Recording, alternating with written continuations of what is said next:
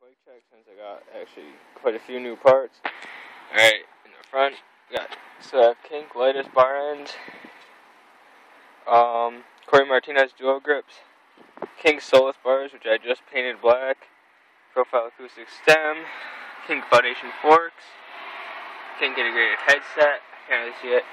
The front wheel is a G Sport laced to a Shadow Raptor hub, and I have to say I sold my profiles for Shadow hubs, and they are a lot better. I would trust them a lot more than profiles. Frame is Kink Taco 21 inch. Tree, spline drive sprocket, profile cranks, JCPC, and a trail mix still. Demolition defast seat, same with the back wheel, Shadow Raptor hub, but laced to a hazard light. I have a Shadow bottom bracket, KMC chain, and I'm guessing a lot of you want to hear the hub sound, so here it is.